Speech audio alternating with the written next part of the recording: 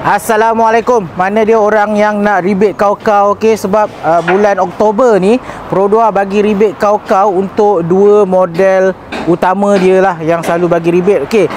Model yang pertama kita ada Pro2 Ativa, okey, yang stok berlambak ni. Kau pilih je nak spek mana, kalau apa Pro2 Ativa. Rebate yang Pro2 bagi untuk Pro2 Ativa adalah 1,500.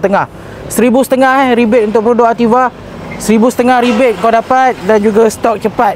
Pilih lah nak kalau apa, spek apa, stok cepat, rebate 1,500. Ini model yang pertama yang Pro2 bagi rebate untuk bulan Oktober.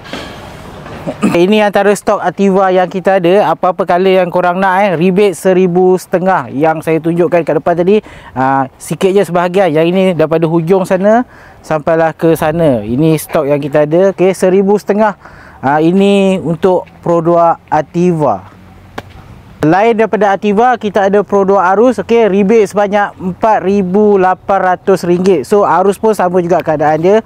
Any spec, any color. Ini baru sikit kita punya stok. Okay, dan ini Arus 2025. Arus yang telah diperbaharui. Kau tengok dia punya rim hitam, nampak elegan. Okay, Ativa 1,500, Arus 4,800 untuk bulan Oktober sahaja. Okay, so jangan lepaskan peluang.